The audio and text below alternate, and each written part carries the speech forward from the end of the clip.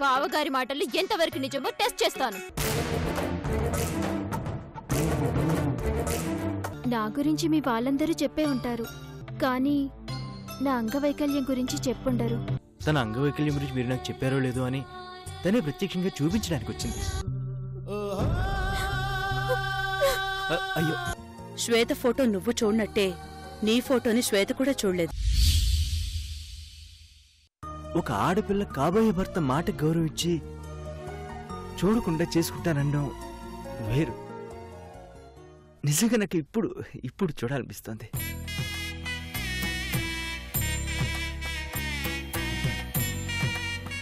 అయితే చూస్తావా? అలా అనిపించిందని చెప్పానంతే, కానీ కమిట్మెంట్స్కి ఇప్పుడు కట్టుబడే ఉంటాను. అంటే పెళ్లి వరకు చూడకుండా ఉంటావా? చూడాలని ఉన్నా చూడకుండా ఉండడం కొంచెం కష్టంగా ఉన్నా తప్పదు, కొన్ని రోజులే కదా. అయితే నీకు చూడాలని ఆశ అయితే ఉంది, అంతేగా? సరే, నువ్వు సినిమా చూసుకో. Anyhow you are so lucky అభి.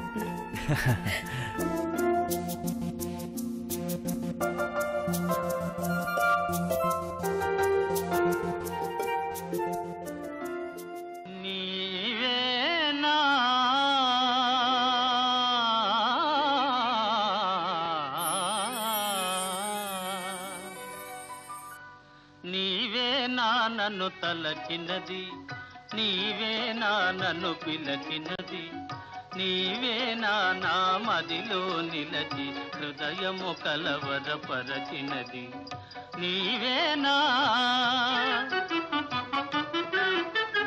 నీవేలే నన్ను తలచినది, నీవేలే నన్ను పిలచినది నీవేలే, నా మదిలో నిలచి హృదయము కలవరపరచినది నీవేలే.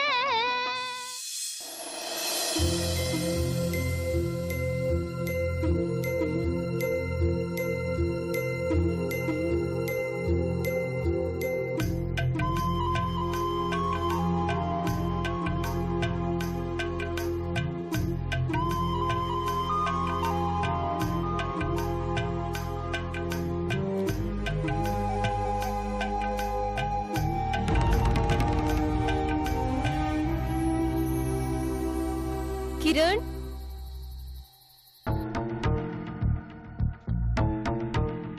కిరణ్,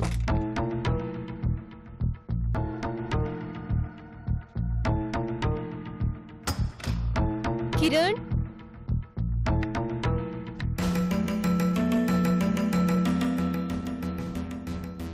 కిరణ్,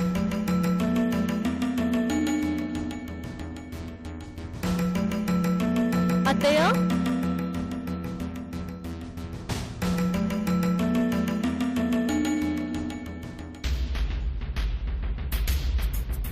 కిరణ్, అత్తయ్య, ఎక్కడికి వెళ్ళారు? కిరణ్, అత్తయ్య,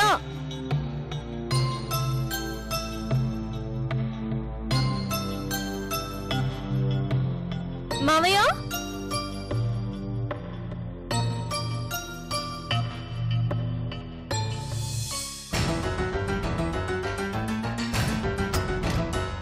కిరణ్,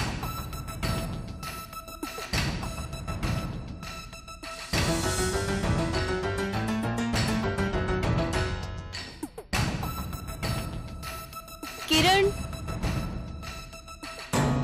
అత్తయ్య,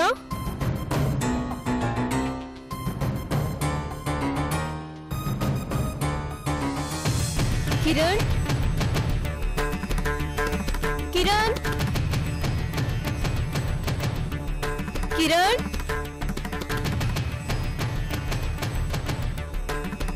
అత్తయ్య,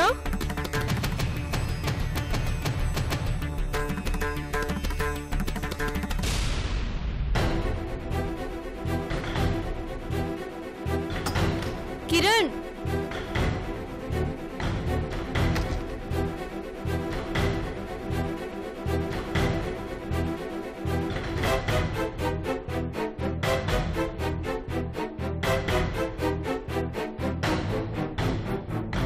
కిరణ్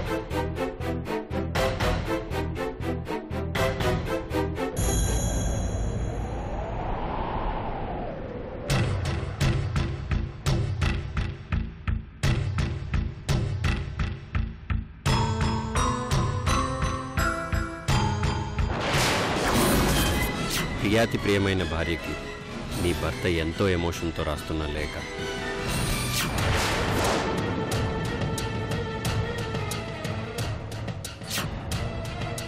సూర్యుడు చూడ్డానికి చాలా అందంగానే కనపడతాడు. అలా అని దగ్గరికి వెళ్తే మనం తట్టుకోలేం. కిరణ్ కూడా అలాంటి వాడే.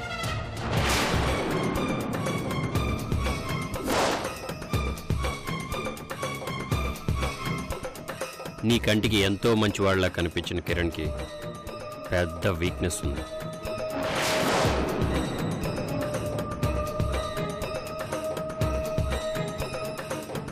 పెళ్లికి ముందు నేను నీ దగ్గర దాచిన విషయం ఒకటి ఉంది.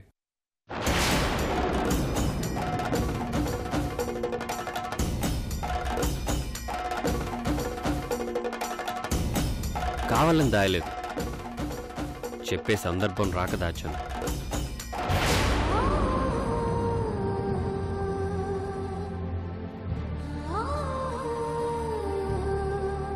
ఈరోజు చెప్పాల్సిన అవసరం వచ్చింది కాబట్టి చెప్పేస్తున్నాను.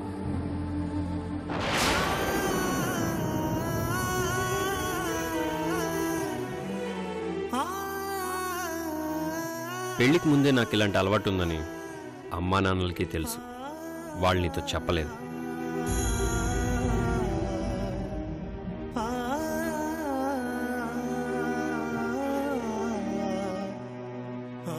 అదేంటంటే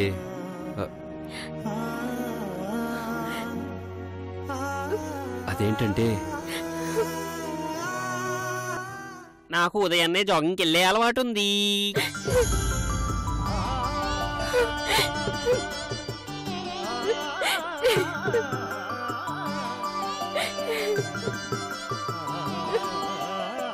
ఇది నా చిన్న వయసులోంచే ఉంది. నీకు చెప్పే వెళ్దాం అనుకున్నాను, కానీ నువ్వు మంచి నిద్రలో ఉన్నావు. అందుకే లెటర్ రాసి పెట్టాను. ఏమనుకోవద్దు. బాయ్. ఇట్లు నీ శ్రీవారు.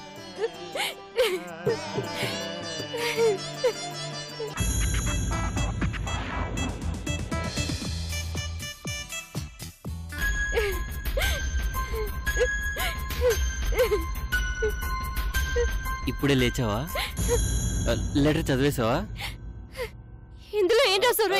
గాయత్రి, గాయత్రి, గాయత్రి, ఆగు, ఆగు, ఆగు. చిన్న విషయాన్ని పెద్ద చేసి రాస్తావా? ఆగుతావా లేదో? గాయత్రి, మర్యాదగా దొరుకుతావా లేదో? ఆగు. నిన్ను కొట్టనంటేనే దొరుకుతాను. కొట్టును, రా. ప్రామిస్? ప్రామిస్, రా. Okay, cool. గాయత్రి, వద్దు గాయత్రి, వద్దు. నేను ఎంత టెన్షన్ పడిపోయానో తెలుసా? చిన్న విషయాన్ని పెద్దది చేసి చెప్పడంలో ఎంత కిక్కుందో చూసావా? ఏం కిక్కుంది నీ తలకాయ? గుండె ఎంత ఫాస్ట్ గా కొట్టుకుందో తెలుసా? ఏది చూడండి. అంటే రాణి గాయత్రీదేవి గారు గురక పెట్టి మరీ నిద్రపోతున్నారు. డిస్టర్బ్ చేయడం ఎందుకని అలా చేశాను. అత్తయ్య మామయ్య ఏమైపోయారు? వాళ్ళు గుడికి వెళ్ళారు. ఇంకెప్పుడు ఇలా చేయకండి. సి మేడం, ఉగాది పచ్చళ్ళలో తీపి, కారం, పులుపు అన్నీ ఉన్నట్టే జీవితంలో కూడా సంతోషం, బాధ అన్నీ ఉంటేనే బాగుంటుందని ఇలా చేశాను. వద్దు అంటే నీ ఇష్టం. ఏ థ్రిల్లింగు లేకుండా స్మూత్గా వెళ్ళిపోదాం. వద్దులేండి, మీకు నచ్చినట్టే చేయండి. Thank you. కాఫీ తెస్తాను.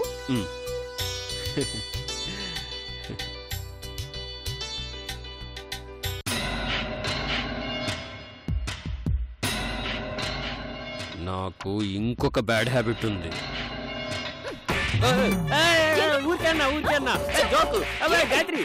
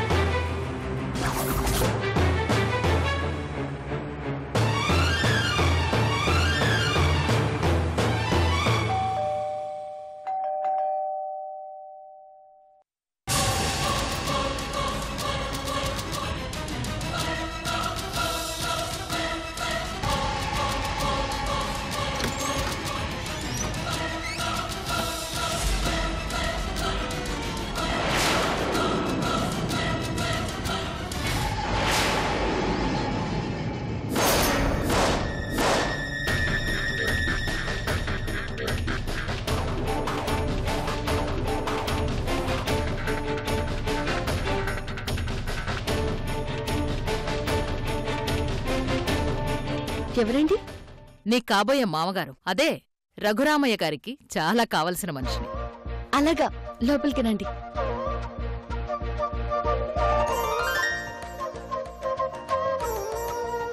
కూర్చోండి. పర్వాలేదమ్మా.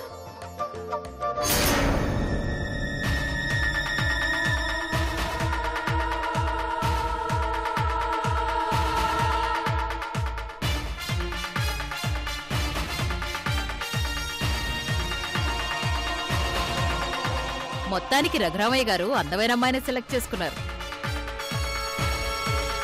అభి చూడకుండా చేసుకుంటూ ఉంటే ఏమో అనుకున్నాను గాని వాడికేం అన్యాయం జరగలేదులే. ఏం తీసుకుంటారు? Coffee, tea? నేను తీసుకోవడానికి రాలేదు, ఇవ్వడానికొచ్చాను. ఏంటది? స్వీటు. నీ నోరు తీపి చేద్దామని.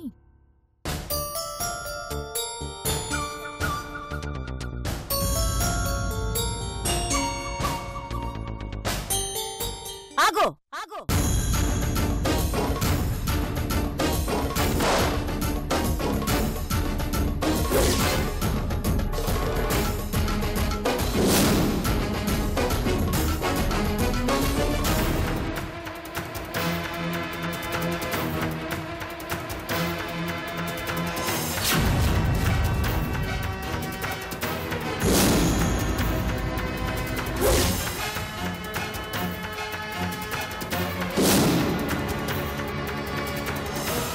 ఏమైందమ్మా? ఎందుకలా చేశావు? కొంతమంది చేత్తో విషయం ఇచ్చినా తీయగా ఉంటుంది, కానీ భద్రావతి లాంటి వాళ్ళ చేత్తో అమృతం ఇచ్చినా విషంగా మారుతుంది.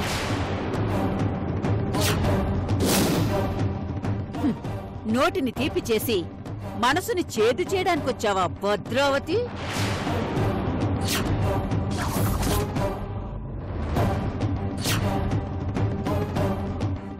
ఇంటికొచ్చిన అతిథితో ఇలాగే మాట్లాడతావా? నువ్వు అడుగు పెడితే ఏ ఇల్లైనా నాశనం అయిపోతుంది.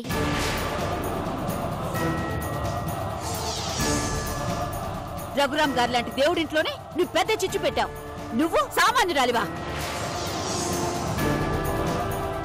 ఏం మాట్లాడుతున్నావు అమ్మా? ఇన్ని రోజులు నీకో విషయం చెప్పలేదమ్మా. ఆ రోజు గాయత్రి పెళ్లికెళ్ళినప్పుడు చిన్న గొడవతో మనస్పర్ధలొచ్చాయి, తర్వాత సర్దుకున్నాయని చెప్పాను కదా. అవును. ఆ పచ్చని పందిట్లో విషం కక్కిన త్రాచుపాము ఈ భద్రావతి.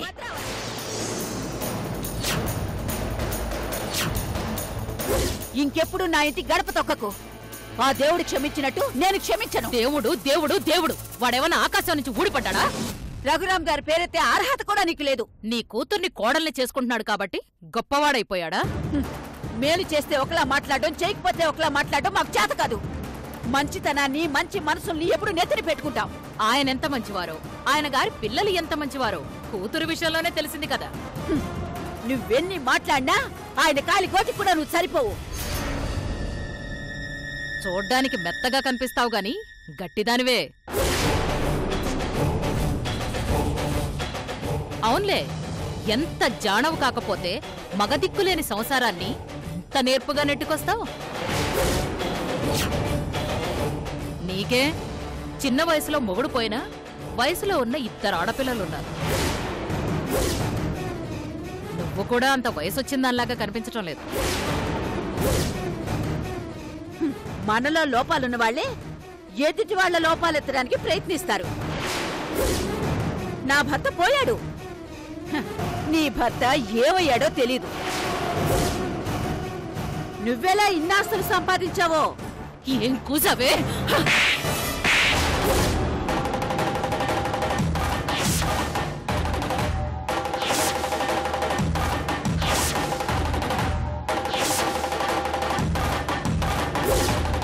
మా అమ్మని కొడతావా?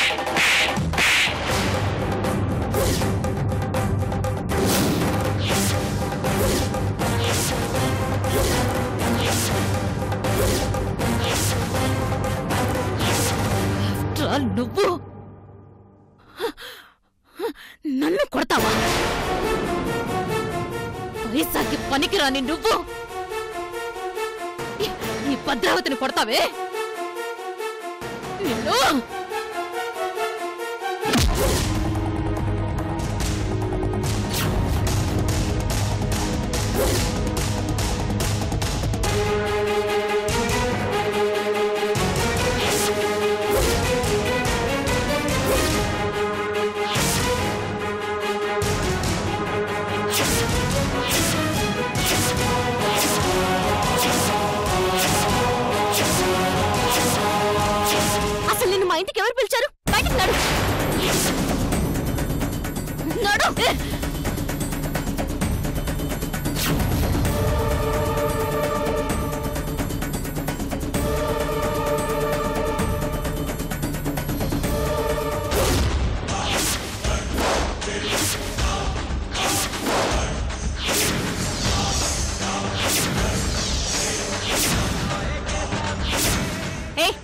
మా అమ్మ గురించి మంచి చెప్తుంది కానీ చెడు చెప్పదు.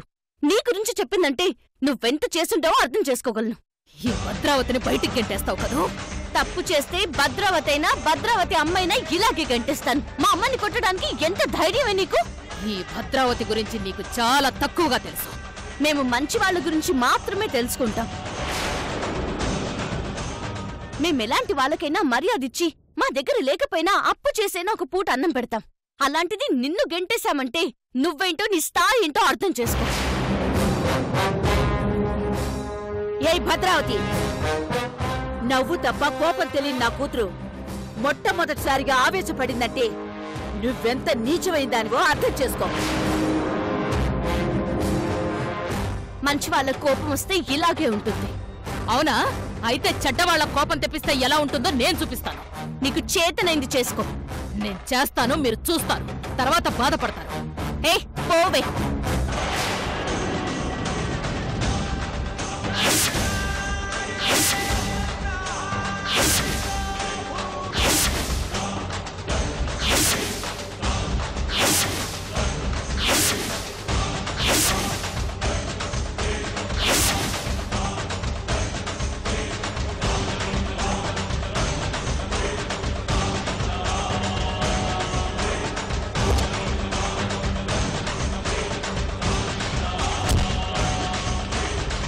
దీంతో చాలా జాగ్రత్తగా ఉండాలమ్మా.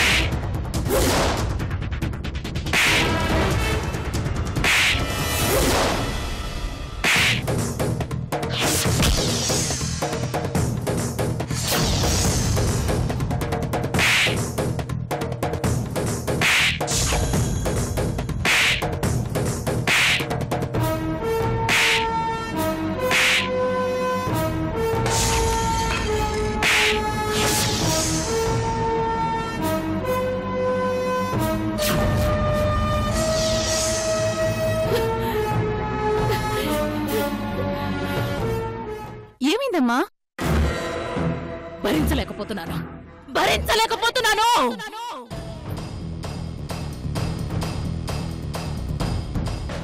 నిన్నెప్పుడు ఇంత ఆవేశంగా చూడలేదు. ఏమైందో చెప్పమ్మా.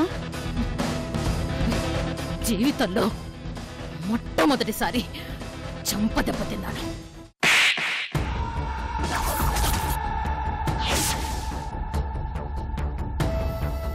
భద్రావతిని చెంప దెబ్బ కొట్టిన మనిషా? ఎవరది? అభిగాడికి కాబోయే పెళ్ళాం.